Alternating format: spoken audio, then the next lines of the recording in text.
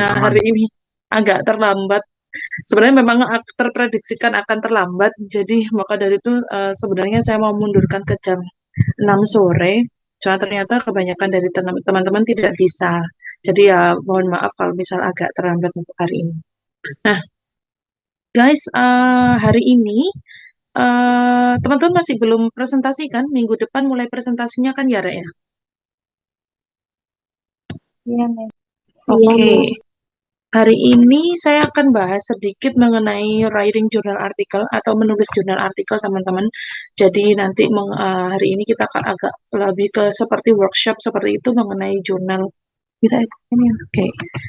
Mengenai jurnal artikel, eh, gimana cari idenya, kemudian caranya untuk apa ya, mencari preview study, kemudian kebaharuan dan sebagainya kita akan coba bahas hari ini. Kayak gitu, teman-teman. Oke, mudah-mudahan waktunya sih cukup.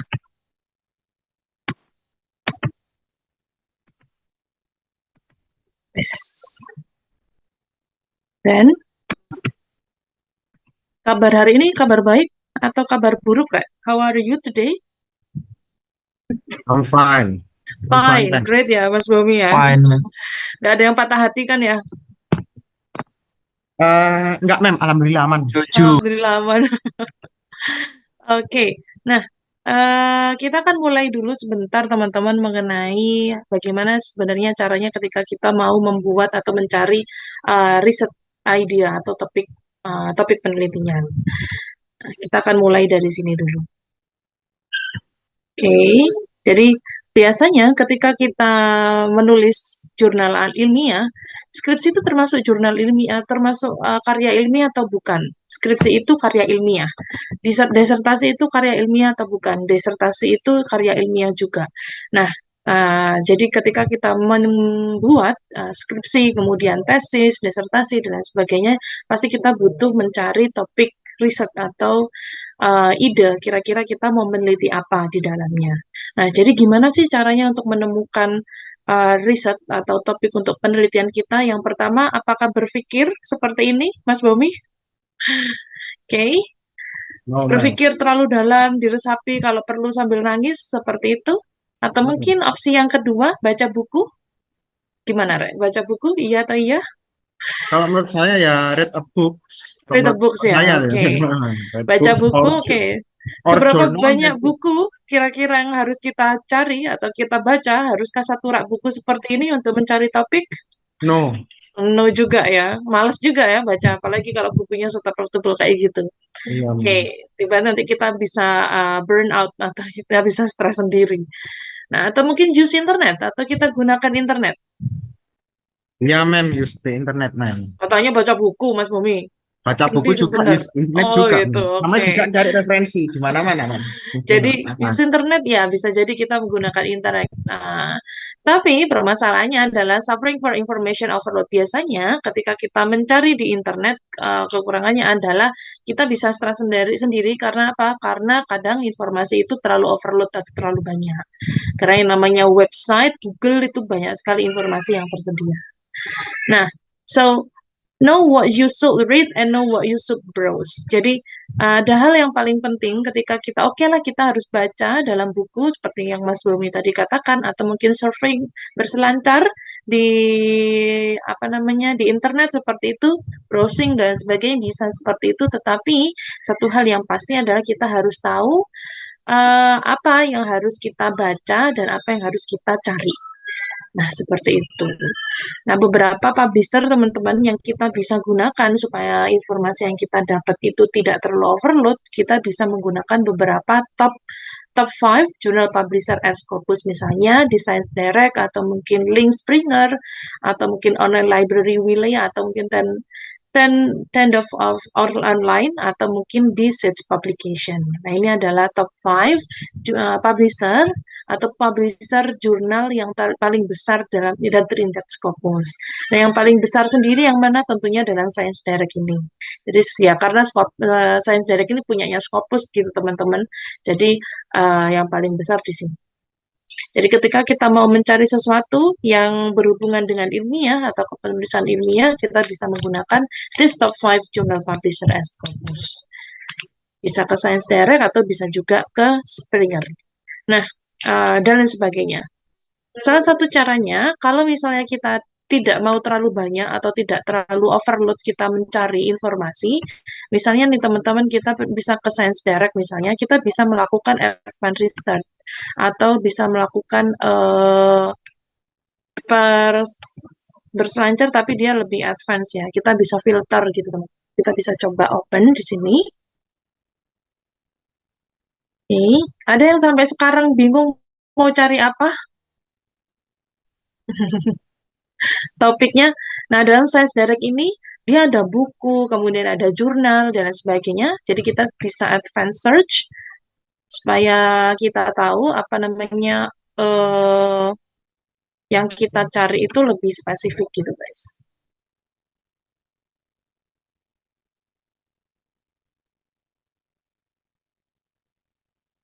Ini misalnya saya mau cari jurnal mengenai eh pages in academic writing.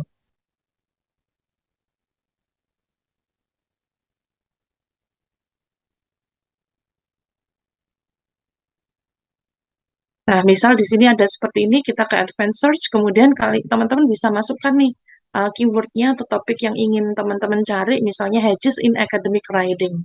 Kemudian dari sini kita juga bisa tahu, kita supaya dia lebih advance ya, di sebelah kiri ini kita bisa refine berdasarkan tipe, berdasarkan tahunnya, kemudian tipe artikelnya, atau mungkin judul publikasi dan lain sebagainya.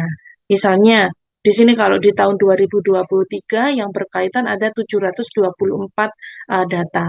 Kita bisa klik di sini.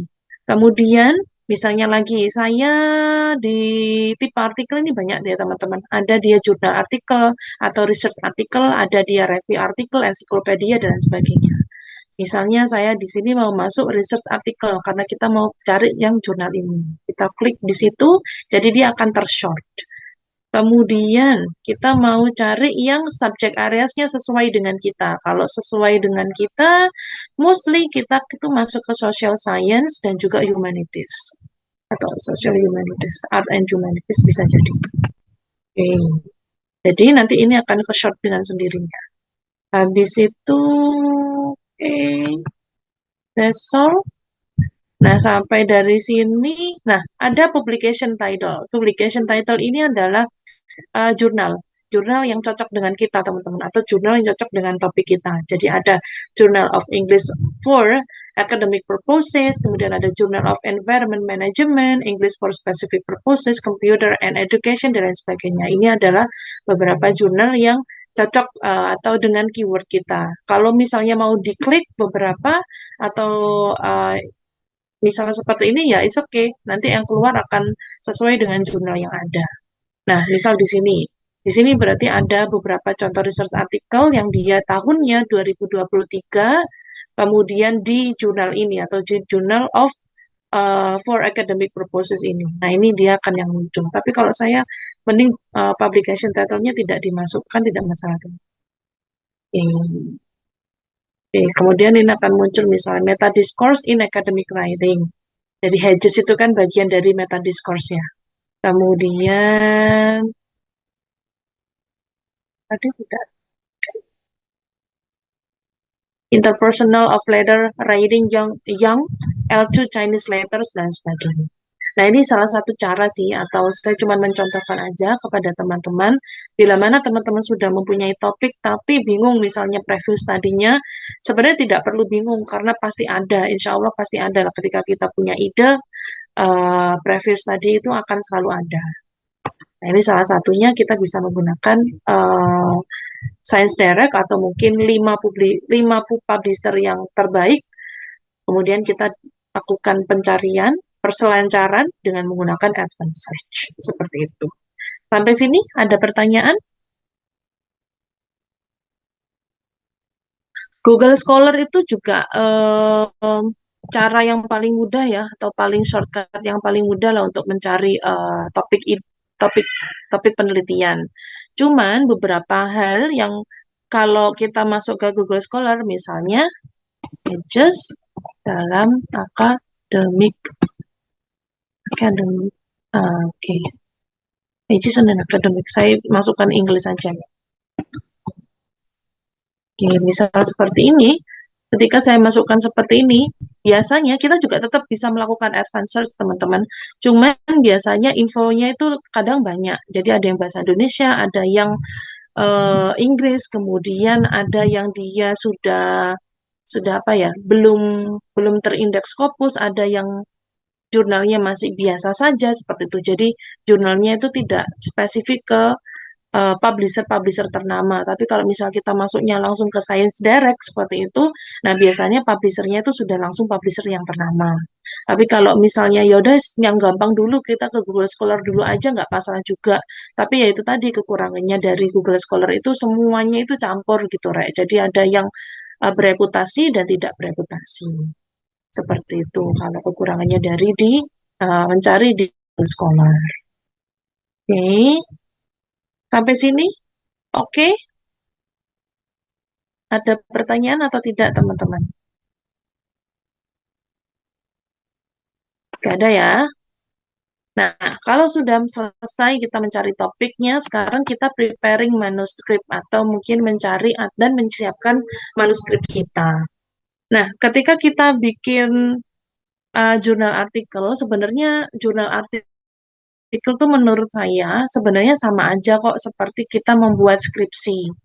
Tetapi perbedaannya adalah ketika kita membuat jurnal artikel atau membuat jurnal ilmiah itu kita akan melakukan atau melampaui proses yang namanya peer reviewing. Jadi akan ada reviewer yang membaca jurnal kita, memberi komentar dan memberikan keputusan bahwa jurnal kita akan diterbitkan atau tidak. Nah, memang sih kalau misal kita dalam skripsi, tesis, disertasi kita akan ada dosen pengujinya untuk untuk memberikan nilai kelayakan bahwa tesis ini layak atau tidak.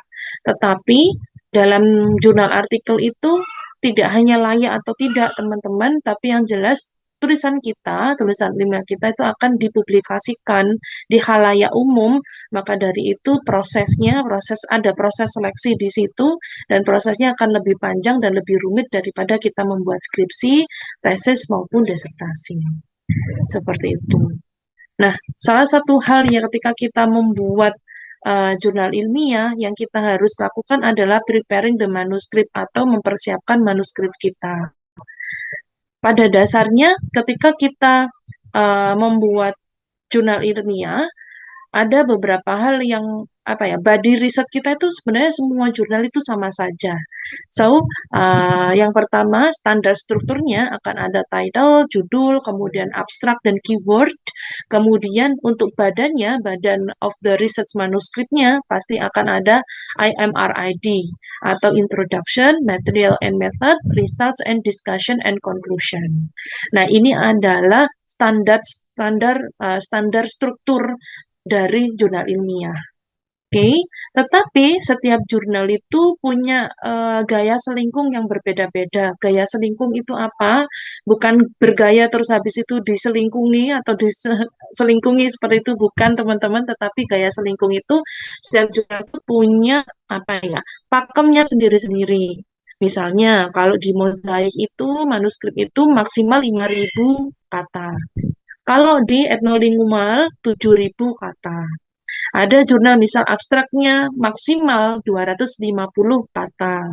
Ada juga jurnal yang abstraknya maksimal 300 kata. Ada seperti itu. Ada juga jurnal yang bilang keywordnya maksimal 5 keyword.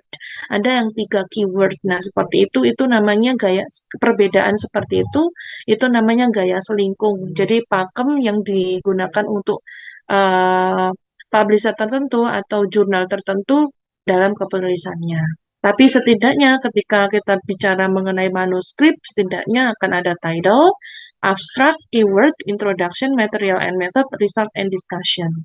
Kalau literature review seperti apa? Ada tidak gitu. Nah, balik lagi, literature review itu tidak wajib dalam semua jurnal. Jadi ada jurnal yang memang ada dalam gaya selingkuhnya mewajibkan untuk memasukkan literature review, ada yang tidak. Karena apa, teman-teman?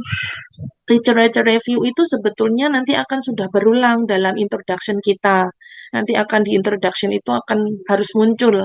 Kemudian di material and method dia juga muncul. Maka dari itu literature review itu jarang sih ada dimasukkan dalam jurnal. Seperti itu. Tapi kalau jurnal tertentu minta ada literature review dalam gaya selingkuhnya, ya kita harus ikuti.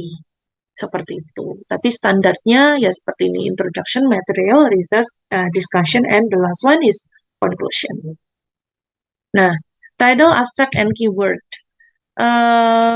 Dulu ketika saya S1 gitu Mbak Rama ya, saya itu agak ya agak sih memang ke S1 saya itu jarang sekali kita tuh tahu yang namanya seminar. Nggak diinfo malah seminar itu apa, ada seminar nasional, seminar internasional, dan sebagainya gitu tidak pernah tahu ada semacam itu. Nah, jadi ketika kita mengerjakan skripsi, yang kita tahu, yang kita dewakan adalah skripsi dari kakak tingkat gitu. Jadi di ruang baca gitu baca skripsi kakak tingkat, terus pokoknya mirip gimana caranya mirip dengan skripsi kakak tingkat gitu. Gitu ya Mbak Rahma ya. Nah, ternyata ketika saya S2 banyak dikenalkan mengenai apa namanya seminar nasional, seminar internasional dan lain sebagainya. Banyak hal yang ternyata saya tuh ternyata S1 saya tuh bodoh sekali gitu, teman-teman. Salah satunya adalah membuat abstrak. Dulu ketika saya S1, saya membuat abstrak itu berparagraf-paragraf. Ternyata itu salah total. Oke, ketika kita membuat jurnal ilmiah, abstrak kita itu setidaknya atau bagusnya itu cuma 250 kalimat. Kata, sorry kalau kalimat banyak ya. 250 kata. Jadi tidak banyak, teman-teman. Nah, seperti itu adalah salah satu contoh kebodohan saya sebenarnya. Tapi balik lagi ke sini, pertama yang paling dilihat atau yang paling menonjol di awal ketika kita menulis jurnal adalah title atau judul manuskrip. Karena apa? Judul ini merupakan introduction atau gerbang lah kayak gitu untuk membaca dan juga mereview pekerjaan kita. Jadi upayakan untuk memilih judul itu yang grab attention. Kemudian itu satu, grab attention. Yang kedua adalah secara akurat dia bisa mendeskripsikan konten kita. Dan yang ketiga, karena dia grab attention, harapannya adalah bisa membuat orang itu mau membaca tulisan kita. Itu adalah kuncinya ketika kita membuat title atau membuat judul. Nah, jadi gimana nih effective title search? Jadi ketika kita membuat title, judul yang sangkul dan mangkus gitu ya, Rek ya.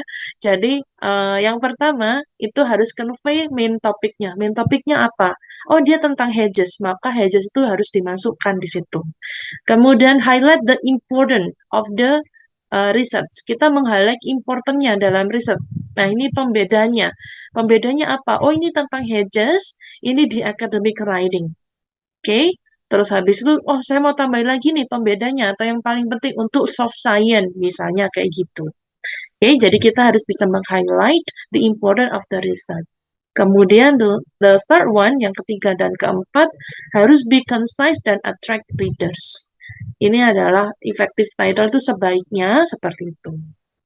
Nah, how to write a good title? Jadi gimana nih caranya untuk menulis good title atau membuat judul yang bagus? Pertama, list the topic covered by the manuscript. Jadi kita bisa list topik yang berdasarkan manuskrip kita. Jadi yang pertama, dia tentang hedges. Penelitian kita tentang hedges. Yang kedua, ini tentang academic writing. Academic writing di apa? Oh, ini tentang academic writing misalnya second language learner. Nah, kita bisa tulis atau list topik itu. Nah, kemudian kita bisa rearrange atau range lagi dalam manuskrip kita. Jadi we can put all the topic together in the title using a few words as possible. So a title that is too long will seem clumsy, annoy reader, and probably not meet journal requirement. Nah, judul yang dia terlalu panjang itu bisa jadi terlihat bodoh dan juga bisa mengganggu readers. Nah, saya jadi reviewer 2 jurnal, saya nge-review teman-teman, salah satunya di Etnolingo dan juga di Disclosia. Nah, di situ kita ada SOP-nya. SOP-nya itu salah satunya adalah title. Judul itu tidak boleh lebih misalnya 25 kata. Seperti itu. Jadi judul itu pun ada SOP-nya atau ada gaya selingkungnya. Supaya apa? Supaya tidak terlihat bodoh, tidak terlalu panjang dan lain sebagainya. Oke, nah misal di sini saya punya kata apa ya? Contoh judul di sini. Does fascinating children with inactivated influenza virus inhibit the spread of influenza in bla bla bla and bla bla bla. Nah, judul ini tuh kurang precise, kurang bagus, kurang apik seperti itu teman-teman, karena banyak sekali kata-kata yang unnecessary atau kata-kata yang tidak penting. Misalnya di sini dalam bentuk pertanyaan, terus maksudnya apa? Mau apa sih sebenarnya jurnal ini atau judul ini tuh mau apa, itu kurang jelas. Jadi dia terlalu banyak. Nah, misalnya di sini ada contoh lagi. Influenza vaccination of children, a randomized trial. Judul ini menurut saya juga, this title is not enough information. Jadi informasinya tidak terlalu cukup. Oke, dan tidak membuat judul itu menarik. Karena dia cuma bilang vaksinasi influenza untuk anak-anak. Randomized trial. Terus apa? So what? Terus ngapain? Apa sih yang membuat dia menarik? Kayak gitu kan nggak ada ya teman-teman. Jadi better kita bikin nih sesuatu yang meng-highlight di situ, the importance yang kira-kira. Nah, misalnya, the effect of child influenza vaccination on infection rates in rural communities. A randomized trial. Sama-sama dia randomized trial, tetapi dia tidak secara global menunjukkan bahwa merujuk pada influenza vaccination of the children, tetapi dia bilang atau merujuk pada influenza vaccination of children, tetapi dalam infection rate-nya dan juga di dalam secara spesifik untuk rural communities. Nah, ini dia lebih spesifik. Dari judul ini lebih baik atau paling baik di antara 2 judul yang lainnya. Dia lebih efektif, dia lebih pendek tetapi mudah untuk dipahami dan sudah merujuk kepada aspek penting dalam penelitian. Jadi seperti itu. Oke. Nah, contoh yang lainnya, kita ambil dari jurnal yang sudah bereputasi di Q1 atau kuartal 1.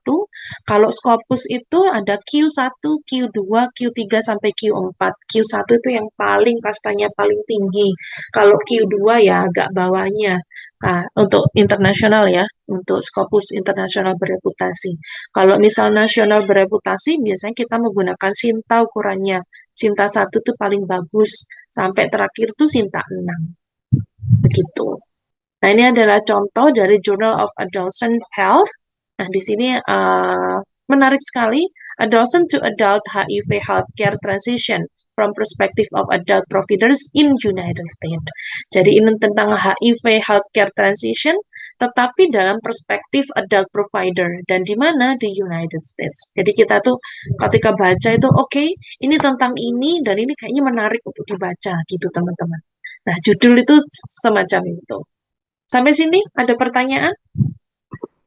Bolehkah judul dalam bentuk pertanyaan? Boleh, tidak masalah. Tapi balik lagi, dalam judul itu harus tetap meng-highlight topik yang akan kita bicarakan. Misalnya, di sini di poin kedua saya kasih contoh, counseling about skin cancer prevention among adults and what do parents see from healthcare providers. Jadi sama-sama tentang healthcare providers, tetapi dalam perspektif yang berbeda.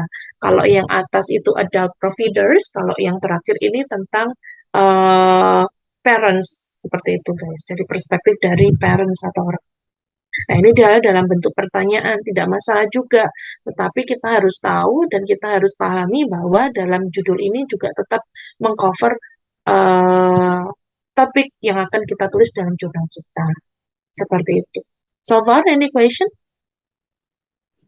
Miss, tadi kan Yes. Miss Almira bilang kalau judul nggak boleh lebih dari 25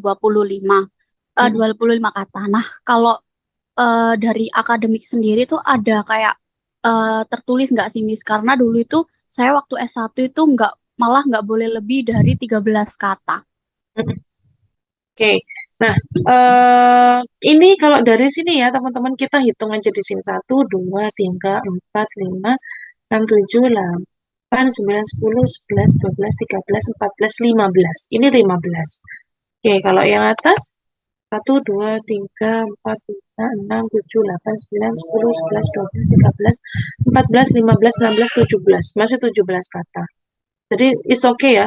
Kalau menurut saya sebetulnya tidak ada sih minimum berapa kata dan lain sebagainya. Cuman yang kebetulan karena saya mereview di dua jurnal, yang saya tahu dari dua jurnal itu setidaknya itu tadi tidak lebih dari 25 kata.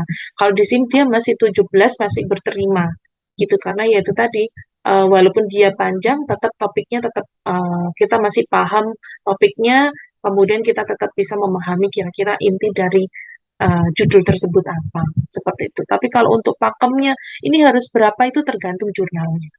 Seperti itu. Oke, baik Miss, terima kasih. Oke, sama-sama. Oke.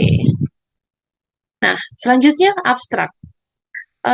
Seperti yang saya tadi bilang, saya tuh dulu membuat abstrak itu nggak karu-karuan, jadi satu abstrak itu bisa berparagraf-paragraf, teman-teman. Tapi yang perlu teman-teman ketahui adalah abstrak itu untuk social science itu dia biasanya dalam bentuk satu paragraf. Nah, dalam abstrak, abstrak itu semacam kita bikin summary ya, summary dari jurnal kita.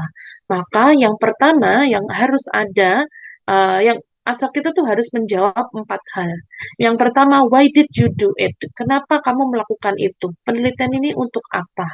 Kemudian, what was done? Apa yang sudah kita lakukan? What did you find? Apa yang teman-teman sudah dapatkan atau sudah temukan? And why are these finding useful and important? Dan kenapa yang sudah teman-teman temukan ini penting? Jadi kalau misalnya teman-teman membuat abstrak, kemudian ada introduction di situ, atau mungkin kalimat pembuka tidak masalah. Jadi tapi nggak perlu panjang-panjang. Jadi pembukanya mungkin satu kalimat, kemudian harus bisa menjawab 4 hal ini. What did you do it? What was done? What did you find? And why these finding are useful and important? Nah, seperti itu. Oke. Kemudian, ini ada sedikit tips teman-teman. Journal often set the maximum word count for abstract, often 250 words and no citation. Jadi abstrak itu biasanya maksimum, biasanya ya Rek ya, tapi balik lagi setiap jurnal ada yang 300, as I know, ada yang 300 kata, tapi standarnya 250 dan tidak ada citasi.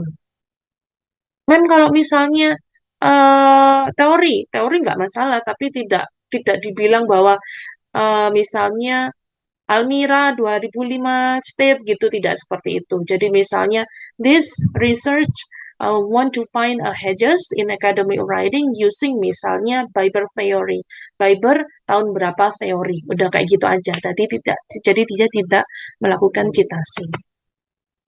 Oke, skripsi malah 4 paragraf. Ya, kita dulu seperti itu teman-teman, tapi ternyata salah, jadi satu paragraf. Nah, balik lagi, tadi saya bilang ketika dalam social science, kita biasanya dalam satu paragraf. Tetapi untuk bidang ilmu lainnya, biasanya mereka itu dibagi menjadi beberapa part, tapi tetap dalam satu paragraf. Pertama, purpose ini tetap ya. Jadi mudahnya untuk mengetahui why did you do it, what was done, what did you find, and why this finding is important itu sama seperti ini guys. Purpose-nya apa sih penelitian ini? Kenapa kita melakukan ini? Itu purpose. Kemudian, what did you done? Kamu gimana ngelakuinnya? Apa yang sudah kamu lakukan gitu?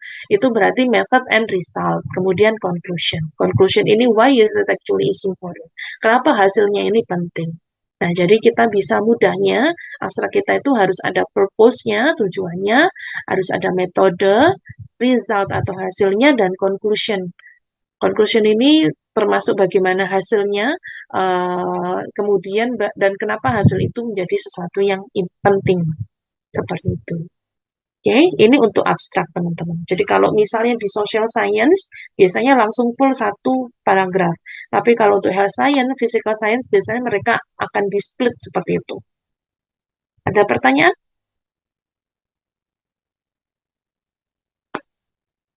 Oke ya. Kalau abstrak sih mudah menurut saya. Kemudian keyword are tool to help indexer of search engine to find relevant papers.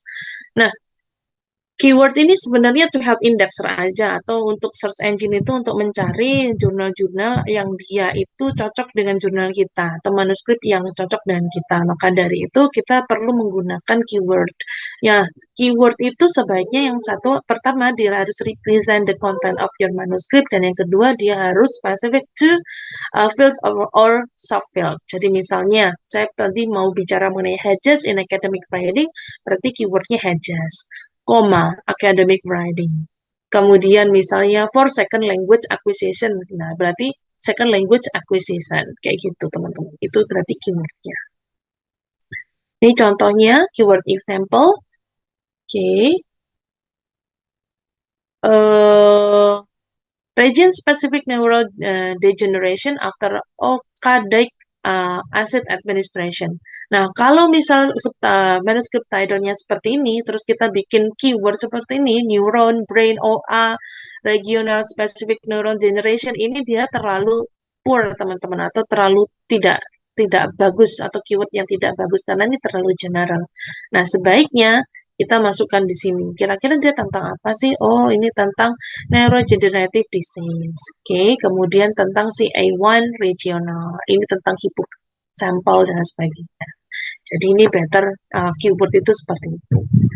Contoh yang lainnya, increases in level of sediment transport at formal glacial interglacial transition.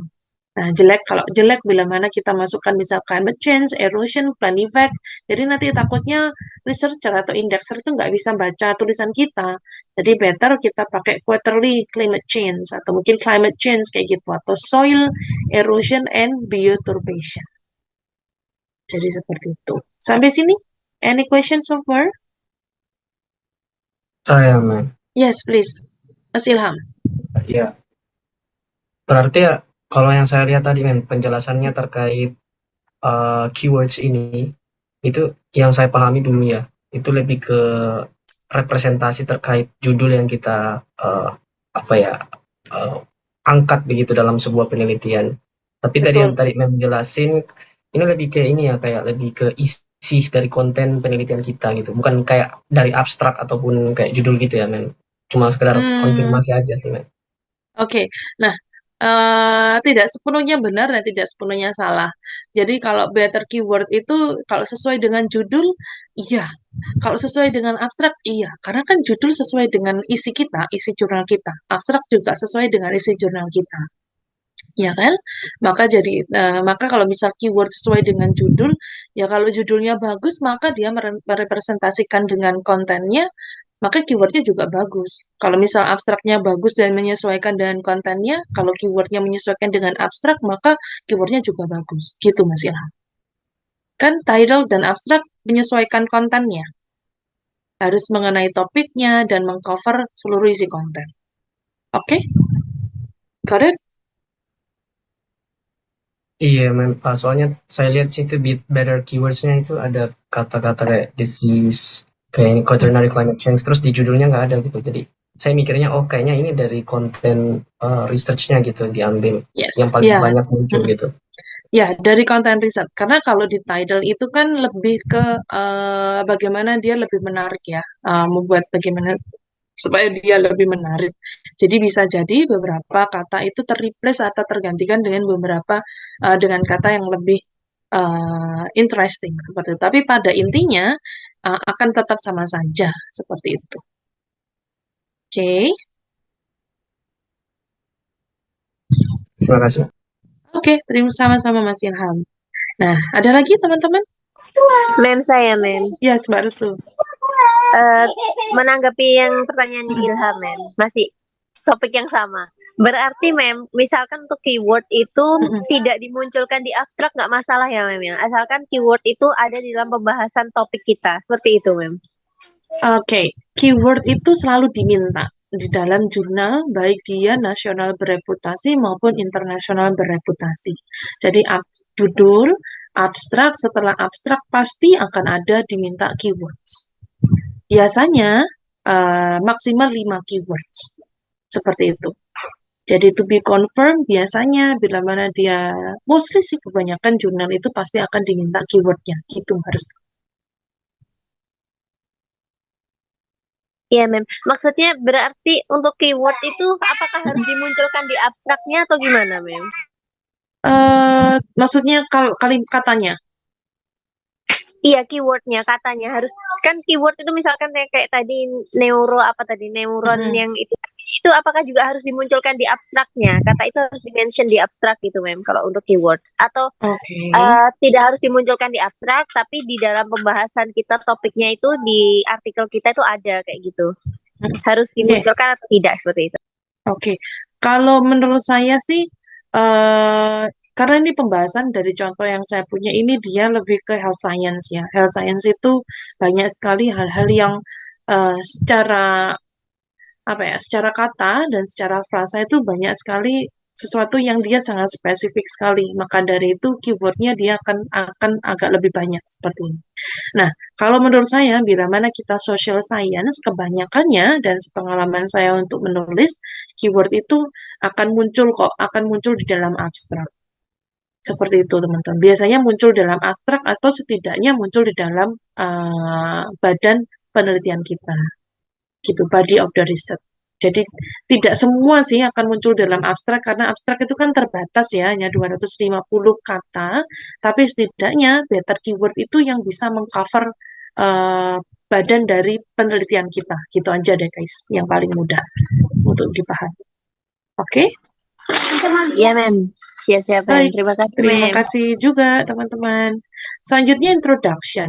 So the introduction should provide reader with background information. Jadi yang paling penting adalah introduction itu harus memberikan pada pembaca itu background information to understand your study and the reason why you conduct your experiment.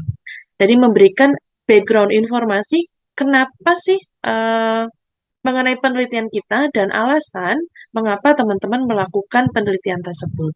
Jadi ya kita mau ngapain, background informasinya apa dan kenapa kita melakukan itu. Kita melakukan penelitian itu tuh untuk apa? What for? Seperti itu, Re. So while writing the background, make sure your citation are ketika kita membuat background informasi atau background of the study atau introduction, yang pertama harus relevan. Okay. The study you cite should be strongly related with your research question. Jadi harus relevan. Kemudian yang kedua harus well balanced. If the experiment have found conflict result on a question, have you studies with both kind of the result? Kira-kira gimana, Rek? Yang kedua adalah well balanced. Jadi misalnya jika teman-teman menemukan ada konflik result dalam pertanyaan kita, haruskah kita mensitasi studies dengan both kind of result atau tidak?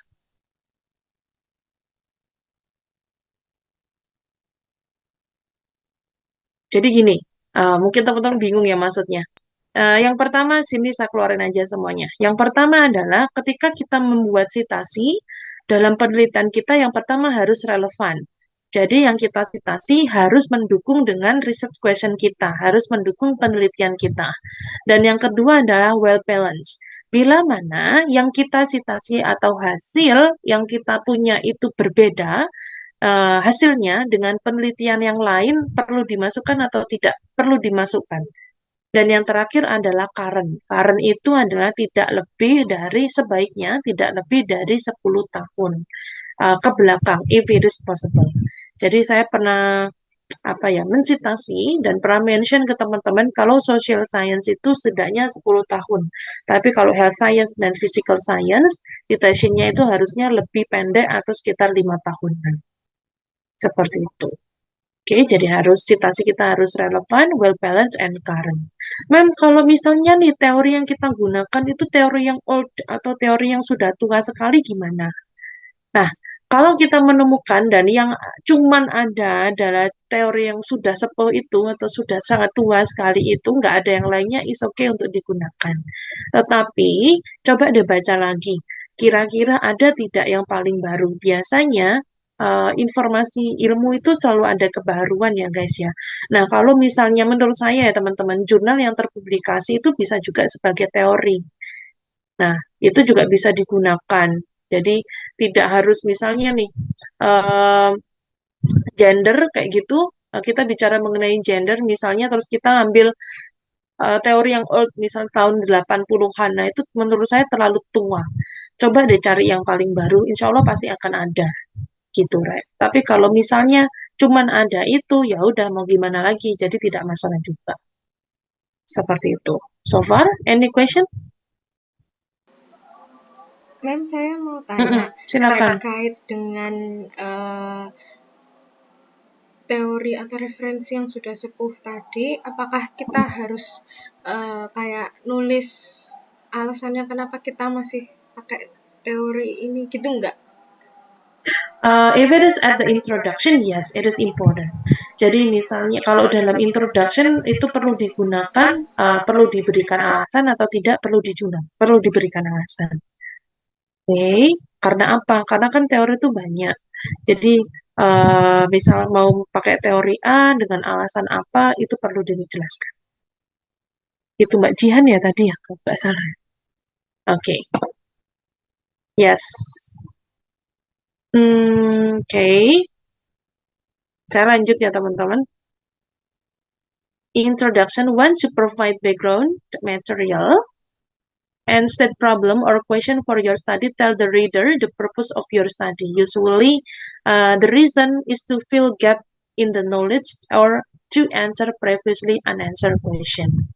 Nah, ketika kita membuat introduction, teman-teman, satu hal yang paling penting adalah kita harus mereveal atau harus memunculkan novelty dari penelitian kita. Apa itu novelty? Novelty itu adalah kebaruan. Jadi kebaruan itu biasanya, caranya adalah biasanya kita ada preview study, kemudian kita sedikit menjelaskan preview study itu. Jadi preview study ini berbicara mengenai hedges dalam academic article, misal kayak gitu. Nah, tapi kita harus memberikan novelty atau kebaruan. Kebaruan ini adalah gap. Kita sebut sebagai gapnya. Kebaruannya apa?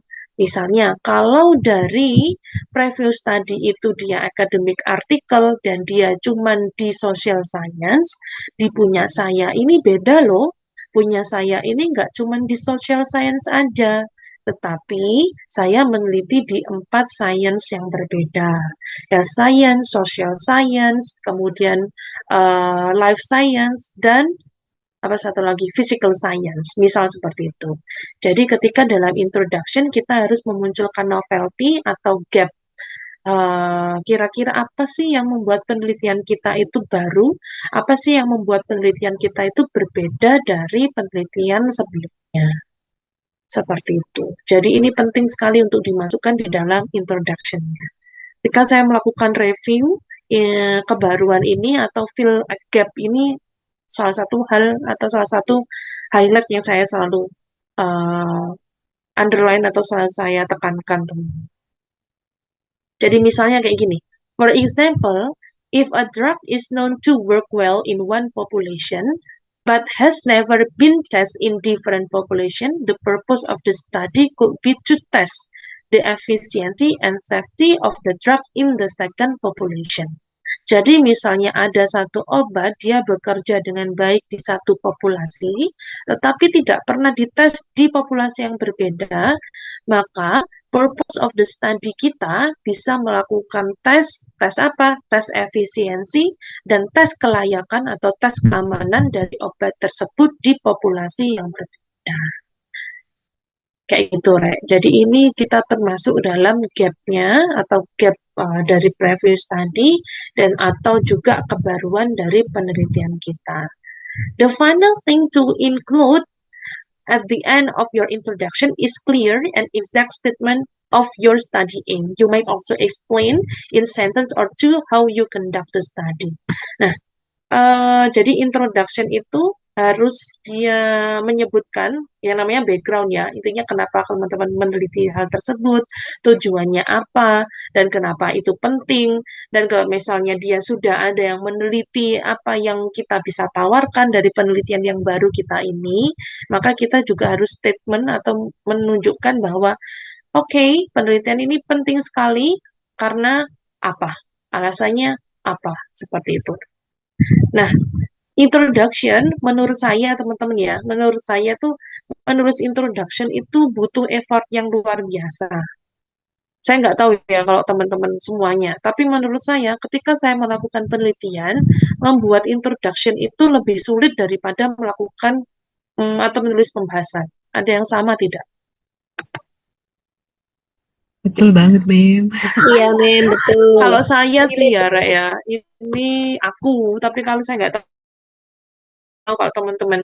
Kalau saya itu selalu merasa introduction itu stres banget karena kita harus opening. Opening itu di kalimat pertama kita harus membuka, tetap harus membuka kalimat ya, atau membuka kayak bikin esai pasti akan ada kalimat pembukanya dan sebagainya. Nah, jadi stres sekali. Nah, cara saya supaya saya tidak stres adalah saya biasanya buka di academic flashbank ini. Untuk mengetahui apa? Untuk mengetahui apa aja sih yang harus saya tulis di introduction itu. Biasanya saya kayak gitu, teman-teman. Nah, jadi di sini ada flashbank, Manchester. Jadi teman-teman bisa masuk di sini. Ini ada introducing work, jadi ke introduction, kemudian referring to source, describing method, result, finding, dan conclusion. Ini semua sudah lengkap sekali. Nah, jadi misalnya di introduction work ini. Oke, nah di sini itu ada teman-teman. Jadi appear dan more following their introduction, establish the context background, present the issue, define topic, kemudian state the purpose of the essay, provide overview and coverage of the structure. Nah, biasanya saya akan mengikuti hal seperti ini. Oh ya, oke. Yang pertama saya harus menyebutkan background or the important of the topic. Jadi saya kasih opening, kemudian important of the topic yang saya tulis kira-kira apa. Nah, kemudian kalimat selanjutnya atau paragraf selanjutnya, oke, I'm going to present the issue. Isunya adalah banyak sekali loh, udah banyak sih memang penelitian-penelitian sebelumnya yang sudah meneliti pekerjaan ini atau meneliti mengenai topik ini. Tapi apa? Nah, seperti itu. Jadi biasanya saya mainnya kayak gitu, guys. Supaya saya nggak bingung, biasanya saya eh, cek atau lihat di flashbank ini kira-kira apa yang saya perlu masukkan. Begitu, teman-teman. Karena menurut saya pekerjaan membuat apa namanya introduction itu pekerjaan yang sangat tidak mudah sekali. Better kalian ngasih saya 5 paper untuk dibaca findingnya atau di discussion daripada 5 paper untuk dibuat introduction. Oke. Nah, jadi paling mudah yang pertama establishing riset territory. Jadi riset teritorinya seperti apa, maksudnya seperti apa, kenapa dia penting, terus habis itu kenapa topik ini penting. Kalau misalnya sudah diteliti, ada previous study-nya dia perbedaannya seperti apa, kalau yang dulu seperti apa, yang punya kita ini yang berbeda apa, itu yang pertama. Terus habis itu move to-nya, establishing the niche, artinya oke, sudah. Yaitu tadi, setelah kita ngasih important idea, kira-kira background information, kemudian kita masuk, oke ini udah diteliti loh, banyak diteliti sih, udah banyak previous study-nya, tapi ada beberapa hal yang missing di penelitian selanjutnya, yaitu ini. Nah, maka dari itu, penelitian saya nih mau memberikan sesuatu yang baru, atau nge-fill yang missing itu move 2, establishing the niche. Kemudian occupying the niche, outlining the purpose, baru terakhir, biasanya kita ngasih tahu, oke, oleh karena itu, karena ini penting banget ya, di previous tadi itu nggak ada meneliti ini, maka penting sekali nih untuk mengetahui misal hedges dalam academic writing di 4 area. Karena apa? Kalau kita mengetahui di 4 area ini, maka semua 4 area ini bisa menulis jurnal artikel dengan baik, gak cuma satu area aja, misal seperti itu. Jadi biasanya saya masuk ke flashbank, gimana di apa namanya frasa-frasa yang saya butuhkan. Nah, move-nya biasanya saya ambil dari sini. Pertama, establishing territory, kemudian establishing a niche, and then occupying the niche. Seperti itu. Nah, ini saya copy di flashbank itu, karena itu tadi, menurut saya tuh membantu gitu teman-teman. Misalnya, in recent years, There has been growing interest in, ini kayak memberikan highlight, memberikan bukaan dalam satu paragraf. Oke, beberapa tahun terakhir ini udah banyak loh interest mengenai ini. Misalnya si A, B, C, D, E, F, G, H, I, J, K, L, M orangnya yang kita sebutkan. Tapi ternyata, misal kita mau sebutkan, dan memang hal itu, penelitian-penelitian seperti itu penting sekali untuk apa? Nah, kayak gitu, Re. Oke. Jadi ada beberapa hal. Nah, tapi ada beberapa hal dari penelitian sebelumnya itu yang tidak terjawab, yaitu titik-titik misalnya. Nah, biasanya saya yaitu tadi dari academic trace bank itu terus akhirnya ngalir aja, akhirnya jadi satu paragraf, akhirnya selesai untuk menyelesaikan. Selesai juga untuk mendapatkan satu introduction utuh. Seperti itu. Oke, any question so far? Ini saya copy dalam phrase bank itu tadi teman-teman dari dari Lancaster atau Manchester saya agak lupa. Nah di situ jadi ini untuk membantu teman-teman untuk apa ya mengindikasikan atau meng-highlight hal-hal penting dalam riset atau dalam paper kita. Oke, any question? Selanjutnya materials and method. Ini nggak saya akan sebutkan semuanya. Material dan method ini biasanya saya menulis nggak terlalu banyak. Kadang satu paragraf aja, paling banyak 3 paragraf untuk material and method. Jadi biasanya cuman briefly aja metode yang saya gunakan kira-kira apa, bila mana ada statistical test, maka dan parameternya kita bisa sebutkan. Jadi biasanya kalau saya bikin material and method tidak seperti kita bikin skripsi atau tesis, yang material dan method penelitian ini menggunakan qualitative research, gak kayak gitu sih, Rek. Jadi biasanya lebih precise. Lebih precise itu uh, lebih precise nggak yang terlalu bertele-tele seperti kita membuat skripsi atau tesis. Jadi biasanya cuma 2, maksimal 3 paragraf untuk material and method. Oke. Giving reason why particular method was adopted. Jadi kalau misal teman-teman misalnya menggunakan corpus linguistic research atau mungkin frekuensi teknik, nah itu diberikan alasan kenapa teman-teman menggunakan teknik tersebut. Bisa kita melakukan citasi, kenapa teknik tersebut penting, bisa setelah citasi kita bisa memberikan ide atau memberikan tanggapan kayak bahwa memang ini cocok dengan penelitian kita. Nah, oke, ini beberapa aja sih, beberapa adverb yang kita bisa gunakan. Yang terakhir adalah result atau hasil. Dalam hasil ini ada result and discussion, jadi satu. Ada juga jurnal yang membedakan result sendiri, kemudian discussion sendiri.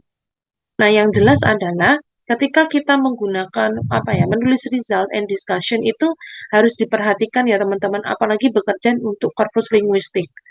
Misalnya nih, saya mau bicara mengenai frequency of the word. Terus habis itu di situ ada 100 kata yang mau kita pilih. 100 kata itu 3 lembar. Apakah 3 lembar itu harus kita masukkan dalam result atau tidak, teman-teman? Misal nih, saya punya penelitian pakai korpus, hasilnya itu ada 3 lembar. Nah, 3 lembar itu kita masukkan dalam result atau enggak, kira-kira, teman-teman? Enggak, Mem. Enggak, betul. Tidak diperlu dimasukkan. Biasanya kalau misalnya kalian ada list misalnya ya, ada list terus habis itu lebih dari 1 lembar, maka kita masukkan dalam appendix atau dalam lampiran. Tidak kita masukkan di dalam result. Begitu teman-teman. Oke. Do not use duplicate data among figures, table, and text. Jadi tidak boleh menggunakan duplikat data dalam figures dan tables. Nah, biasanya teman-teman, there is a famous saying in English, a picture is worth 1,000 words. This means that sometimes an image can explain your finding far better than text could. So make good use of figures and tables in your manuscript. However, avoid including redundant figures and table. For example, to showing the same thing in different format, or using figures and table where it will be better just include information in the text. Nah, pertama, kadang itu satu gambar itu bisa mewakili jutaan ribuan kata. Maka dari itu kadang, apalagi kita bekerja dalam korpus linguistik, ketika kita punya tabel atau kita punya statistik dan sebagainya, tempel aja nggak apa-apa teman-teman. Nah, karena apa? Kadang orang akan lebih mudah memahami tabel atau figur yang kita siapkan. Tetapi kita tidak perlu menampilkan redundant figures misalnya. Yang satunya tabel, yang satunya pie chart misalnya. Tapi itu satu hal yang sama. Nah, itu tidak perlu. Kita bisa pilih mana dari dua format ini yang paling bisa terbaca dengan jelas kira-kira yang mana. Apakah yang pie chart misalnya ataukah yang table. Ataukah yang bar chart misalnya. Nah, seperti itu. Jadi kita harus bisa pilih. Nah, kalau saya biasanya, ketika saya bekerja dalam table atau figures, saya akan jelaskan dulu teman-teman, jelaskan dulu figure A ini secara figure A ini yang paling banyak muncul adalah ini, diikuti oleh ini, kemudian yang terakhir adalah ini. Setelah saya menjelaskan, ini tips ya, setelah saya menjelaskan figure atau tabel atau apapun itu yang kita suguhkan dalam penelitian kita, jangan lupa untuk di discussion. Nah, kalau misalnya yang paling banyak misalnya orang itu ternyata banyak menggunakan kata effectively. Misal kayak gitu ya, Rek. Kenapa orang itu menggunakan effectively? Effectively itu maksudnya apa? Fungsinya effectively itu apa? Nah, itu kita harus bisa memberikan gambaran. Nah, kalau kalian tidak bisa, kan pikiran kita nggak mungkin ya, kita kan bukan pembuat teori. Kalian bisa melakukan citasi, teman-teman. Jadi misal berdasarkan Biber atau berdasarkan George Yule, okay, kata effectively ini digunakan untuk bla bla bla and bla bla bla. Terus kita bisa menimpali dalam konteks yang saya punya atau dalam penelitian saya betul bahwasanya kalimat ini digunakan untuk stressing something. Contohnya dalam kalimat apa. Nah gitu. Jadi kalau teman-teman bingung untuk mengelaborasi pembahasan, harusnya nggak bingung. Karena apa? Kalau kalian teman-teman kerja dalam korpus, akan ada tabel. Tabel itu kalian bisa deskripsikan berdasarkan tabel atau mungkin gambarnya. Yang kedua adalah memberikan diskusi. Dari gambar yang kita temukan itu diriletkan sama teori yang ada atau diriletkan dengan citasi yang ada. Seperti itu, Rek, untuk having discussion. Maka dari itu, saya sudah sering kali bilang, ketika kita bekerja dalam korpus linguistik, kita tidak bisa hanya menjelaskan, oh ini paling tinggi, oh ini paling rendah, tidak. Harus diriletkan dengan teori yang ada, baik itu social linguistik, kemudian discourse analysis, dan lain sebagainya, untuk menjawab why it is happening. Kenapa itu terjadi? Okay, any questions so far? Oke ya teman-teman ya, aku minum ya, Rek. Teman-teman kalau mau nyemil boleh. Nah, ini refer a data or table or in the chart. Ini juga sama di Flashbank, teman-teman bisa cek dan cari lagi. Oke, discussion and conclusion. Discuss your conclusion in order most less important. Compare your result with other studies. Are they consistent in conclusive result and conclusion? Nah, ini ada di discussion dan ini ada hal yang sangat penting. Compare your result. Ya, jadi kalau misal teman-teman sudah ada tabel, kemudian ada figure dan sebagainya, hasilnya seperti apa, boleh tidak kita mengcompare dengan previous study? Boleh banget. Jadi kalau misal tentang hedges, si A itu bilangnya hedges paling tinggi, misalnya effectively. Tapi kalau punya saya kok importantly, misal kayak gitu. Nah itu boleh di statement teman-teman. Oh ternyata kalau dia kan memang health science, oh health science itu nuansanya dia tentang penelitian misalnya, ya. Maka effectively itu yang paling sering muncul. Tapi kalau di social science seperti ini, maka dari itu ini yang saya paling sering muncul. Jadi kita bisa melakukan comparison of the study. Misal lagi nih, kalau misalnya nih hasil penelitian saya sama previous study atau sama teori itu ternyata beda. Gimana? Ya is okay, nggak masalah. Memang kalau secara kita runtutkan dari metode sudah benar, terus pengambilan data sudah benar, kalau memang hasilnya berbeda ya nggak masalah. Berarti kita pertama, kita bisa membuat teori yang baru. Berarti ada sesuatu penemuan baru yang berbeda dari previous study yang ada. So it is actually is good. Jadi itu nggak apa-apa. Dan itu menurut saya juga bagus. Berarti kita menemukan sesuatu yang baru yang berbeda dari sebelumnya. Seperti itu guys. Ini terlalu banyak dan jadi kira-kira seperti itu. Kalau conclusion harusnya teman-teman bisa dan tahulah bagaimana membuat conclusion. Conclusion itu kalau saya tidak terlalu banyak. Jadi karena kita mengkonklusikan sesuatu, jadi kira-kira mungkin satu paragraph is enough to have this conclusion. Nah, kalau discussion ini biasanya malah gabungnya sama result. So, result and discussion. Seperti itu. Any question? Gak ada? Selanjutnya references. References itu banyak sekali manuskrip itu yang tertolak dalam jurnal tertentu hanya karena reference-nya tidak sophisticated. Jadi reference-nya tidak efektif. Reference-nya itu tidak baik gitu teman-teman. Jadi references itu penting sekali. Pertama, teman-teman harus melihat dalam gaya selingkungnya references-nya dia mau apa? Apakah dia mintanya APA atau Chicago atau MLA? Itu teman-teman harus tahu. Nah, kemudian yang kedua adalah ini tips ya teman-teman. Kalau misalnya ada jurnal IJAL itu internasional punyanya UPI, saya agak lupa panjangnya apa, atau mungkin mozaik aja lah. Jadi di jurnal fakultas itu kan ada mozaik. Nah, ini tips ketika kita mau memasukkan tulisan kita ke mozaik, maka lakukan satu aja, ambil aja satu citasi atau satu jurnal dalam mozaik untuk kita citasi. Got it nggak guys? Jadi gitu. Supaya apa? Supaya Mozaik itu juga oke, dia benar-benar mau publish di sini dan dia baca jurnal di Mozaik. Kalau kita mencitasi satu aja, rate-nya Mozaik itu akan naik. Seperti itu teman-teman. Nah ini tips aja.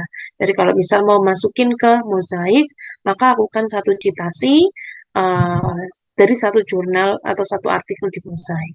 Misal nih lagi mau masukin di Etnolingual, masukin atau ambil satu jurnal artikel untuk dicitasi dalam penelitian kita dari jurnal itu.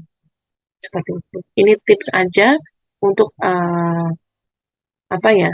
Untuk bisa diterima. Tapi tidak cuma satu konteks itu ya guys. Ini salah satu konteks dalam references.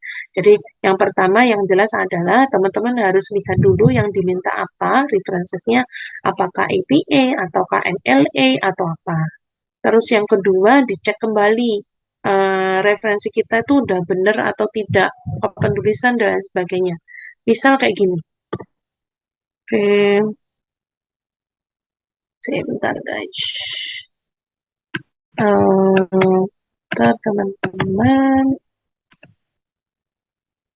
Teman-teman biasanya kalau melakukan citasi pakai Mendeley atau tidak? Iya, pakai Mendeley, Mem. Oke, mungkin beberapa bisa menggunakan Mendeley. Biasanya beberapa juga ada yang tidak. Kalau pakai Mendeley, semuanya sudah apa namanya terorganisir ya.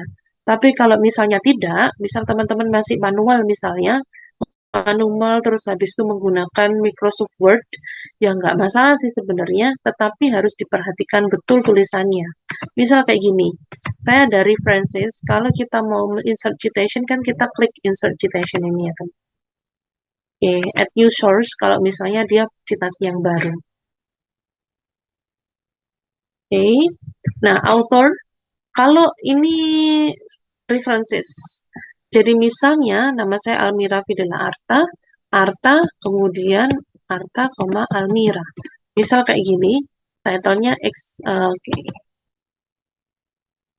YYY, nah XXX Mateni 2009 2021 misal ya teman-teman. Nah, Surabaya, kemudian publishernya adalah Una. Misal kayak gini. Oke. Saya klik references.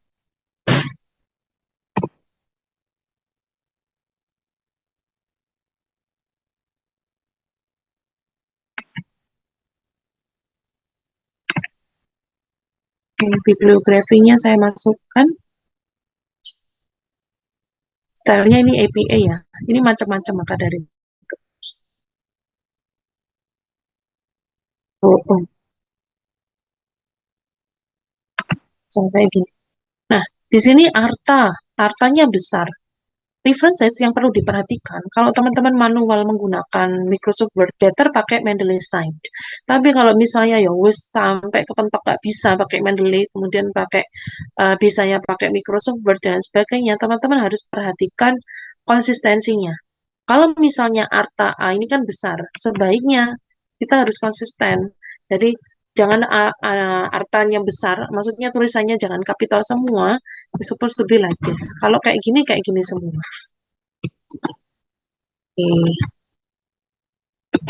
Gini teman-teman. Nah, jadi ini konsistensi. Konsistensi ini kadang juga sangat diperlukan. Jadi nggak satunya kapital, terus satunya kecil dan besar, dan sebagainya, tidak seperti itu. Maksud saya yang saya maksudkan seperti itu. Oke, jadi dalam referensi, konsistensi itu penting sekali untuk diperhatikan. So far, any question? Kalau yang terbaru itu pakai APA 7 ya, Miss? Atau berapa? APA itu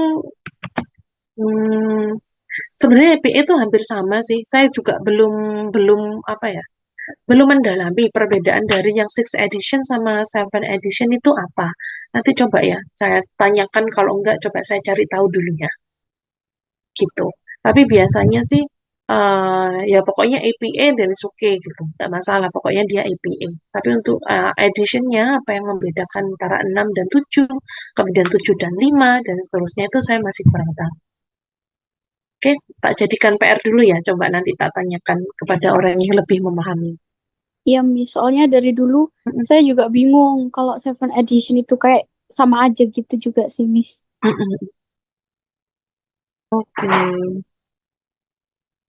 Oke, ya sama aja kan ya. Kalau setahu saya sih tidak terlalu signifikan sih. Cuman kalau memang ada yang membedakan, coba nanti saya cari. Oke, any question so far? Saya, Mem. Yes, oke, Mbak Rama. Tips untuk citasi yang baik dong, Mem, biar kita nggak kena isu plagiasi itu gimana? Isu plagiasi itu sebenarnya bukan tentang citasinya, tetapi bagaimana kita melakukan refreshingnya yang salah kadang itu. Jadi ketika kita melakukan citasi, upayakan untuk melakukan citasi tidak langsung. Seperti itu teman-teman. Kalau citasi langsung itu syarat dengan plagiasi. Gitu. Jadi upayakan untuk citasi tidak langsung. Biasanya untuk jurnal itu ada sih tetap syarat minimal untuk misalnya plagiarism dan lain sebagainya itu tetap ada. Jadi sekitar 15%. Kalau untuk tesis, kalau tidak salah ya, nanti dikonfirmasi lagi sama Mbak Dila, kalau nggak salah 25%. Jadi misalnya kalian bikin tesis 100 halaman, yang 25 itu boleh mencitasi langsung. 25 halaman, kan ya lumayan, kan repes banyak loh itu, gitu. Tapi kalau misal di jurnal, kalau nggak salah sih sekitar 15%, tetap akan ada cek untuk citasi. Atau cek Turnitin semacam plagiarisme itu tetap ada. Biasanya sekitar 15%. Nah, salah satu cara untuk menghindari isu mengenai plagiarisme yaitu tadi, gunakanlah dan upayakan untuk melakukan citasi tidak langsung. Seperti itu, Mbak Rahma. Yes, tadi. Any other question? Oh iya, saya, Mem. Ya, Mbak Oli. Mem, kalau misalnya saya nge-state gap atau novelty itu dengan menyebutkan kalau kebaruannya itu hanya di objek penelitian saja dibanding sama previous studies yang saya angkat. Nah, apakah itu sudah bisa disebut gap yang bagus ya, Mem? Atau perlu deskripsi lainnya buat memperkuat gap penelitian saya? Oke. Nah, ini banyak sekali ya. Yang membedakan itu cuma datanya aja. Apakah diperbolehkan? Sebetulnya diperbolehkan. Tidak masalah sih. Cuma kita harus pintar-pintar menunjukkan bahwa walaupun datanya berbeda, apalagi sih yang membuat nanti penelitian kita tuh menarik. Misalnya kayak gini, saya mau meneliti nih tentang tabu word. Tabu word kalau yang dulu-dulu yang biasanya kan di Inggris. Tapi saya mau meneliti di Jawa. Kalau kita cuman gitu aja, ya diguyu sampai reviewernya. Terus apa yang membuat baru itu apa? Tapi kita harus memberikan alasan, kenapa kok Jawa? Jawa itu merupakan, misalnya Jawa itu merupakan region yang dia itu besar, suku yang besar. Nah, setiap di Jawa itu punya banyak, satu suku tetapi banyak dialek dan banyak background budaya yang berbeda. Misalnya di Surabaya seperti apa, Solo seperti apa, Jogja seperti apa. Kemudian, nah tentu dari satu regional Jawa ini akan memunculkan perbedaan pandangan tentang tabu word atau makna tabu word yang berbeda. Nah, seperti itu menarik. Tapi, jadi tergantung bagaimana kita bisa memberikan statement gitu Mbak Aulia. Jadi kalau misal beda data tok nggak masalah, cuman ngerti nggak maksud saya? Cuman yang harus Iya, kita Mem. perhatikan adalah bagaimana perbedaan data ini bisa membuat sesuatu yang signifikan, sesuatu yang menarik dari penelitian kita. Gitu. Oh iya, Jadi baik, misal Mem. lagi, preview study itu mostly dia tentang speaking misalnya, tentang speaking. Data yang saya gunakan adalah writing. Nah, oke, misal kayak gitu. Ini kan beda data juga. Kenapa writing? Kalau misalnya, saya balik lagi ya, tabu word lagi ya, tabu word misalnya kayak gitu. Kalau tabu word dalam speaking, itu sesuatu yang sudah banyak dilakukan. Tetapi kalau di writing ini, ternyata sedikit yang dilakukan.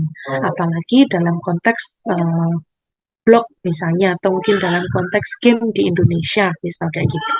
Nah, itu berbeda data, tetapi ketika kita bisa mengemas hanya perbedaan data itu dengan cara yang apik dan melihat dari sudut pandang yang berbeda, itu akan bisa menjadi sesuatu hal yang menarik.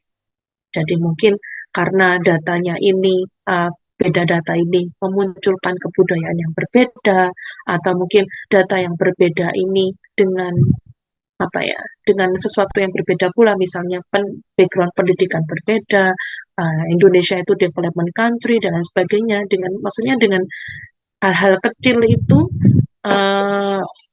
alasan-alasan kecil yang membuat berbeda itu akan bisa menarik kayak gitu Mbak Aulia.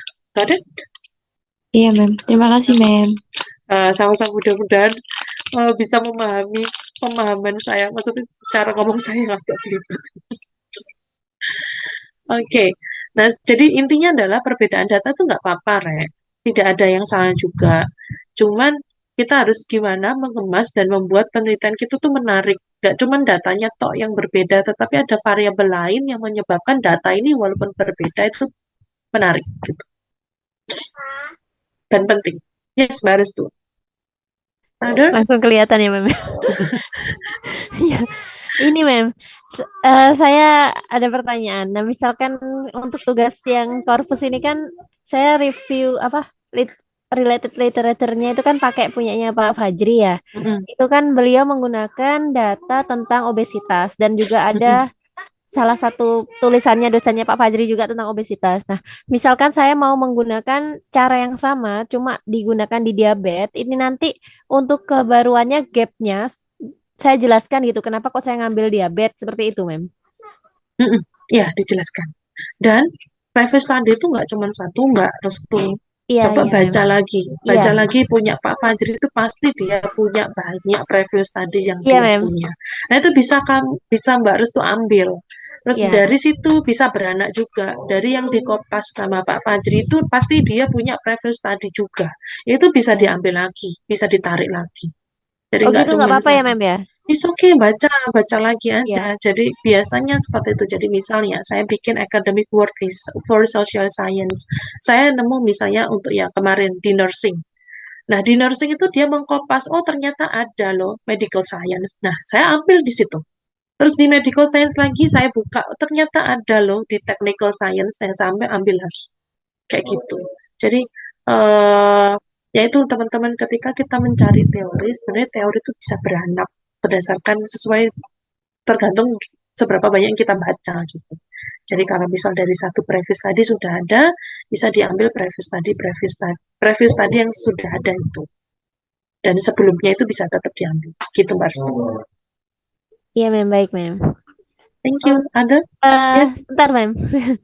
Untuk minggu depan itu berarti untuk presentasinya kita cuma poin-poinnya saja ya, Mem ya. Berarti untuk yang disampaikan di depan gitu. Untuk yang presentasi. Better. Saran saya, oke.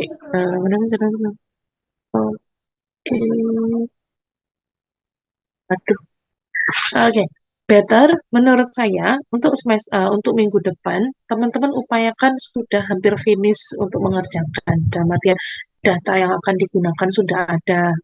Jadi introduction-nya kenapa teman-teman ngambil penelitian itu. Terus kenapa penelitian itu penting sudah ada. Gap-nya kira-kira apa harus sudah ada.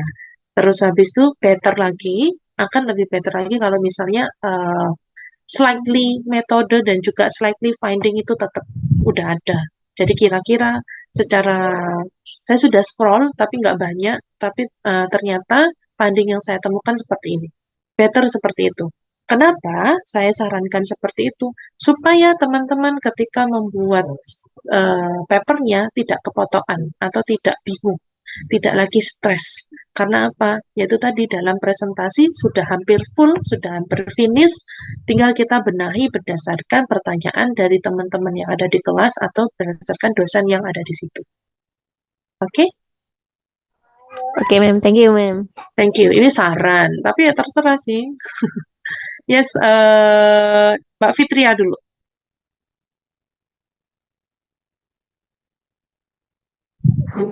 Halo, Mem. Apa kedengeran? Yes, clear. Iya, ini kemarin tuh saya sempat WA Mem Almira, tapi belum dibales hari Senin itu. Ya, atas nama Ririn, Mem. Ini saya mau tanya untuk penelitian terdahulu. Kan saya udah menemukan ide topik nih untuk korpus penelitian nanti. Ketika saya cari saya masih carinya sih di area Google Scholar sama Mendeley sih, Mem. Di situ tuh kalau saya kan mau ambil datanya tuh dari eh, apa videonya di Mata Najwa. Jadi saya pakai transkrip nanti untuk korpusnya.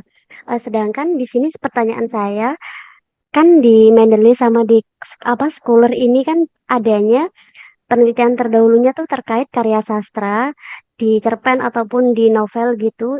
Nanti boleh nggak Mem saya masukkan di penelitian terdahulu saya Eh, lalu saya kasih di gapnya atau perbedaan di antara penelitian terdahulu sama penelitian yang akan saya lakukan tuh apa gitu, boleh nggak, Mem? Itu kan beda data yang dipakai. Kira-kira bisa nggak dimasukkan? Oke, sebenarnya bisa. Misalnya kalau memang sudah mentok tidak ada, berarti itu bisa digunakan. Which is itu written text ya. Nah, berarti kebaruannya adalah uh, Mbak Fitria akan meneliti dalam spoken text, which is dari yaitu tadi interview, mata najwa dan sebagainya. Itu berarti bisa dimasukkan sebagai gap. Pasti dalam written dan juga spoken is going to be different, pasti berbeda. Gitu Mbak Fitria. Oke? Baik, Mem, makasih. Thank you too. Another, Mas Dimas. Ya, terima kasih, Mem. Mem, kemarin saya ingat Mem di kelas itu pernah menjelaskan soal contoh misalnya yang puisi, itu misalnya coba kamu bisa teliti menggunakan kata matahari, kenapa di puisinya misalnya Joko Pinurbo banyak menggunakan kata matahari. Nah, itu bisa kamu teliti di situ. Nah, di situ saya mulai tertarik nanti penelitian saya itu malah justru ke lirik lagu sebagai cermin kesehatan mental. Perspektif album lagi pula hidup akan berakhir dari Hindia, Mem. Nah, yang membuat saya bingung adalah membuat judulnya itu yang harusnya seperti apa, terus sama datanya nanti datanya adalah pasti jelas lirik lagu satu album itu semua. Nah, eh, dalam menentukan ini, Mem, yang kemarin tuh kata matahari jumlahnya berapa itu di reference ya, di reference lagi di mana? Frekuensi kalau nggak salah ya. Itu bagaimana, Mem? Oke. Nah, ini kapan hari itu Pak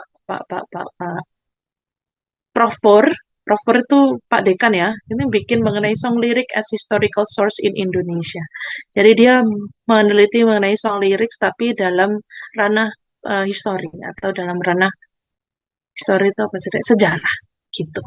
Nah, tapi saya nggak terlalu banyak membaca. Yang jelas dia ambil bahas lagu-lagu dari Iwan Fals, Ebit G. Ade, Iroma Irama, dan Benyain Sueb di tahun 950 sampai 980. Which is ini nggak menggunakan korpus linguistik. Nah, akan sangat menarik sekali sebenarnya bila mana bisa menggunakan korpus linguistik karena akan lebih akurat sebenarnya. Nah, kalau judulnya dia cuma gini aja, Song Lyric as Historical Source in Indonesia. A very general, sangat general sekali. Nah, kalau misalnya Mas Dimas mau meneliti tentang itu, boleh misalnya metaphor, meaning, atau mungkin apa yang mau dibahas, apakah metaforanya, atau mungkin apa yang ingin dibahas, mau di-highlight Mas Dimas di situ. Itu satu. Terus yang kedua berarti bisa pakai encode di frekuensinya. Setelah dari klik di frekuensinya mana, pilih misalnya 100 frekuensi teratas, silakan pilih mana misalnya metafor yang, atau mungkin 5 teratas, 10 teratas yang mau dibahas. Setelah itu bisa dicek konteksnya. Gitu Mas Dimas. Di KWIC-nya. Oke, berarti saya harus memasukkan semua liriknya ke dalam Lincoln. Terus setelah itu kita dapatkan nih misalnya 5 teratas. Nah, dari 5 teratas itu kira-kira kata apa aja tuh. Nah, dari situ baru bisa diteliti ya, Man. Seperti itu. Bisa Konteksnya seperti seperti itu. apa? Yes. Atau dulu itu kan metafor itu banyak ya guys ya.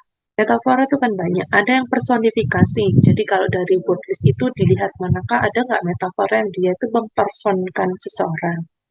Atau mungkin ya udahlah saya mau cuman mau lihat aja dari diksi song lirik ini mana yang paling menonjol misal kayak gitu juga.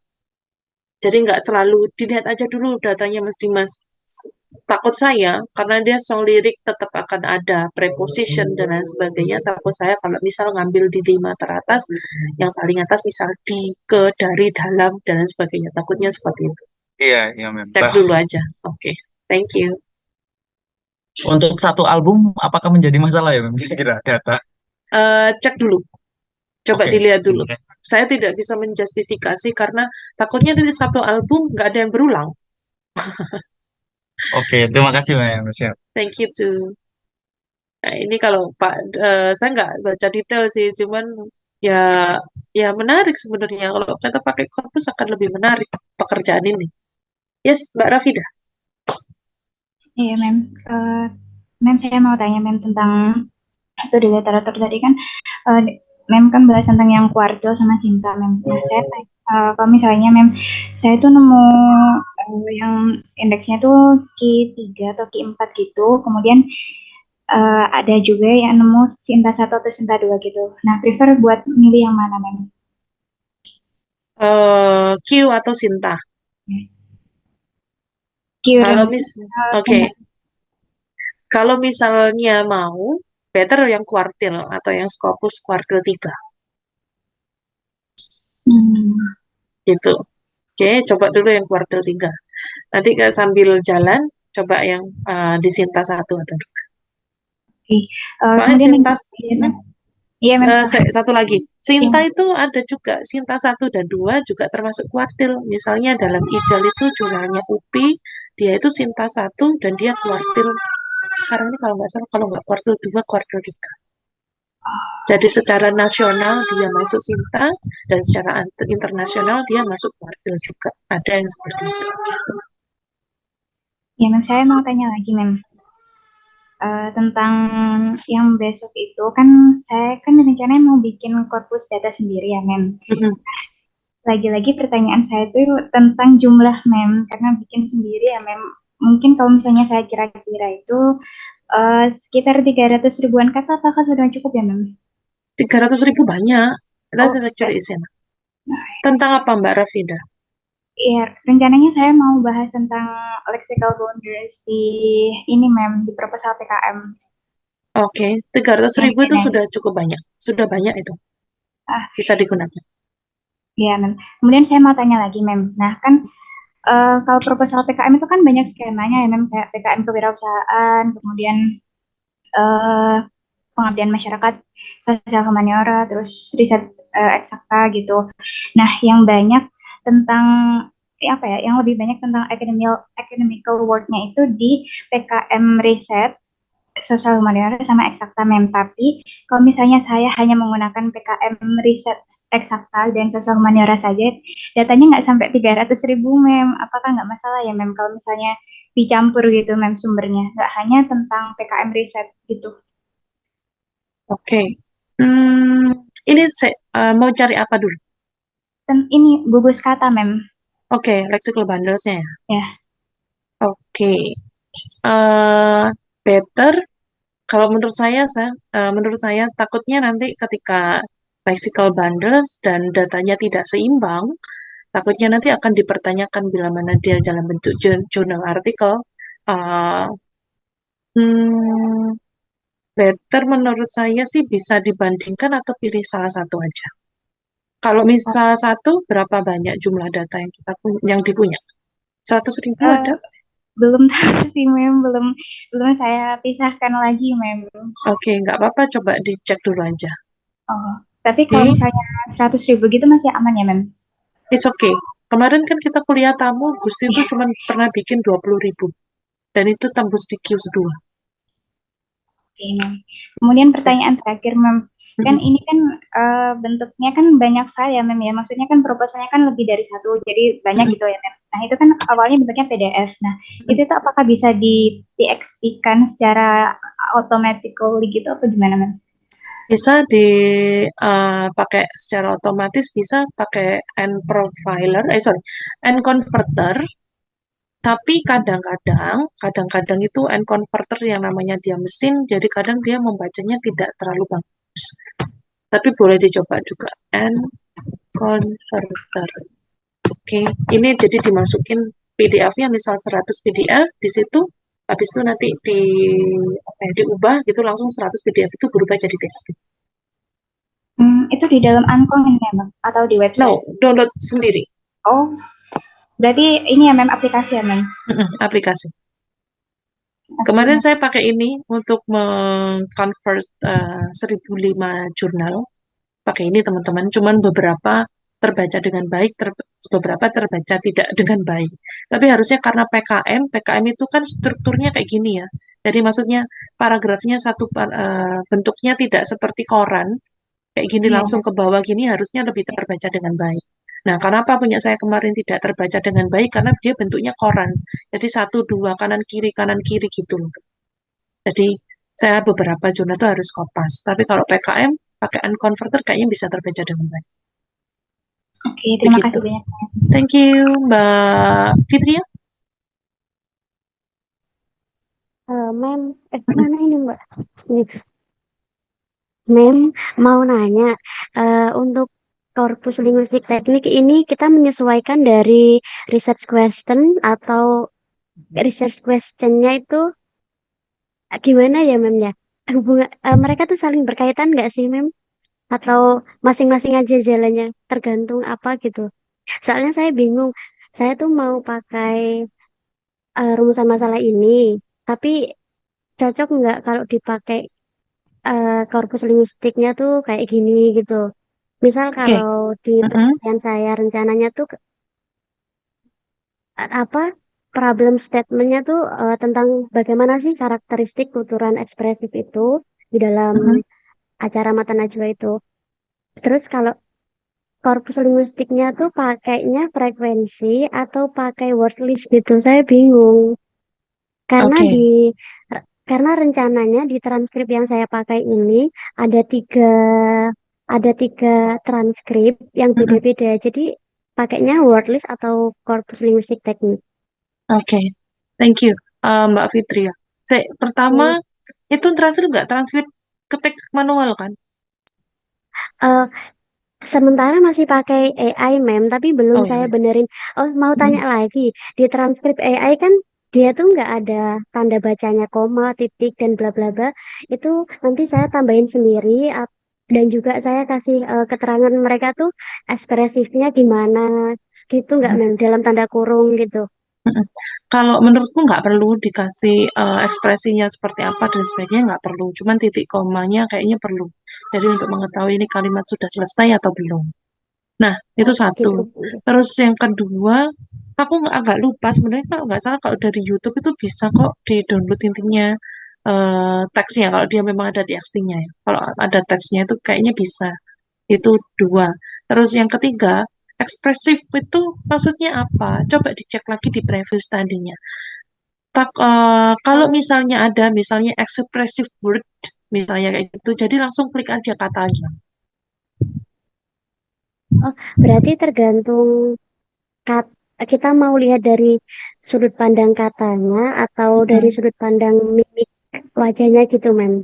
Nah, kalau korpus itu jeleknya kita Harus nggak kata. bisa. Heeh. Oh, harus katanya. Berarti kita lihat dia ekspresinya tuh berdasarkan kata-kata yang dari transkrip itu. Jadi misalnya gini, saya mau meneliti nih mengenai apa namanya kampanye.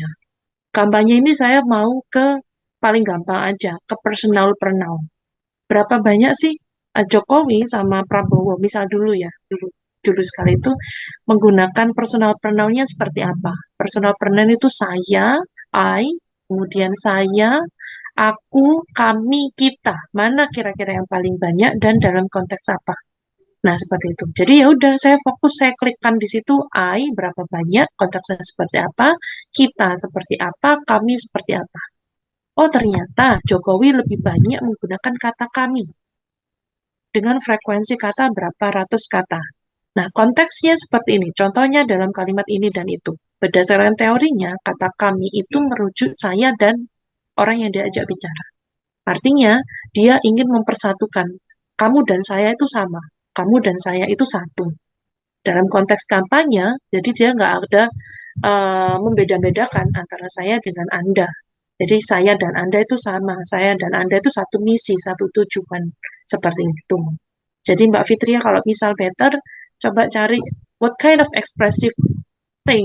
Jadi ekspresi yang mana? Apakah misalnya ekspresi yang melebih-lebihkan, itu berarti intensifiernya, atau mungkin apa?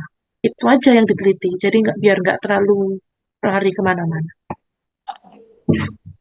Baik, Oke? Mem. Terima Mm-mm. kasih. Ini saya banyak pertanyaan nggak, Rek? Jadi jam 6 teman-teman ada kuliah nggak? Kalau misalnya enggak, karena kan teman-teman di rumah, kita sholat dulu sebentar, 10 menit, habis itu balik kalau masih ada banyak pertanyaan. Do you have Boleh, class? Mem. Banyak kelas atau Nggak enggak? ada, Mem. Oke, kita break dulu ya. 10 menit ya, 10 menit, habis itu kita balik lagi, atau kita selesaikan pertanyaan sekarang? Selesaikan aja, Saya Mem. singkat, Mem. Saya singkat. Selesaikan Oke, aja, Mem. Be kita better. selesaikan. Iya. Baik, oke. Fitria Imamah,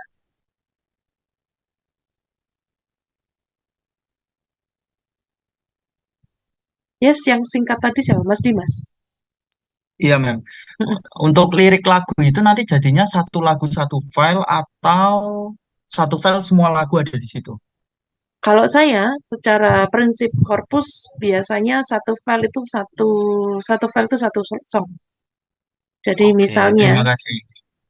Ya, Iwan Fals IF 1, IF 2, IF 3, EBIT GAD berarti EG 1, EG 2, EG 3. Jadi biar saya tahu berarti tidak perlu kira-kira yang mana. judul lagunya ya. No need. Judul lagunya. Oh, oke. Thank you, Mem. Okay. Thank you too. Other, Mbak siapa Fitria? Ada lagi pertanyaan? Sudah, Mem. Tadi Oh, kayaknya Mbak sudah. Rafida Oke, yang mau Mbak tanya. Rafida. Baik, terima kasih. Mbak Rafida, Yang saya sama kayak pertanyaan masing-masing. Jadi udah selesai. Oke. ya. Mm-mm. Baik, kalau tidak ada pertanyaan, teman-teman, this one is the last. Ini yang terakhir sebenarnya. Yang terakhir itu mengenai journal selection. Nanti saya sudah pernah bahas ini. Saya akan coba sedikit review aja. Nah, teman-teman, ketika mau mencari jurnal, nah dia itu Scopus atau tidak, teman-teman bisa ke Simago JR. Oke, ke Simago JR untuk melihat ranking jurnalnya. Hanya saja sekarang ini update-nya masih di tahun 2002. Tapi biasanya 2002 dan 2003 itu nggak terlalu banyak berubah gitu teman-teman. Jadi ada errornya, tapi errornya harusnya sih nggak banyak gitu. Teman-teman bisa cek di situ untuk kira-kira jurnal mana yang cocok bila mana dia termasuk kuartil atau terindeks Scopus, teman-teman bisa ke Simaku CR. Tapi kalau misalnya teman-teman mau cek di Sinta, maka berarti ceknya di sini, di Sinta 2 atau step 2. Oke, untuk melihat ya, untuk checking jurnal kita. Seperti itu. Ini kemarin kita sudah demokan ya di Simago JR. Teman-teman bisa cek di sini, kemudian bisa sort juga dari negara dan sebagainya. Oke, any question so far? Nah, ini bisa explore di sini. Oke, bisa explore, kemudian klik aja subjek areasnya apa, social science misalnya, kemudian subjek kategorisnya apa. Nah, saran saya ya teman-teman ya, kalau misal teman-teman mau men-challenge dirinya untuk masuk ke jurnal-jurnal terindeks Scopus, coba cari yang dia tuh social science sesuai dengan jurnal kita, tetapi yang negara-negaranya tuh negara-negara yang agak pinggiran. Negara-negara pinggiran itu seperti apa? Misal Latin Amerika, atau mungkin Eropa, tapi Eropa Timur, dan sebagainya. Atau mungkin Afrika. Nah itu, jadi kalau negara-negara yang agak pinggiran, chance atau kesempatan untuk bisa masuknya, itu akan lebih besar. Gitu. That's it, itu aja sih. Any question so far? The last one, yang terakhir, saya tidak menyarankan teman-teman untuk menggunakan AI dalam kepenulisan jurnal artikel. Kenapa? Nanti yang rugi bukan saya, bukan Pak Fajri, tapi teman-teman sendiri. Kenapa? Ketika nanti teman-teman mau publish di jurnal, kemudian ketahuan ternyata menggunakan AI, teman-teman akan dipendek atau diblokir atau tidak bisa lagi, reputasi kita akan buruk dan tidak bisa lagi untuk publish jurnal. Gitu, Rek. Jadi upayakan untuk tidak menggunakan AI walaupun hanya satu kalimat atau bahkan satu paragraf sekali. That's it. Any question again? Mem, Yes.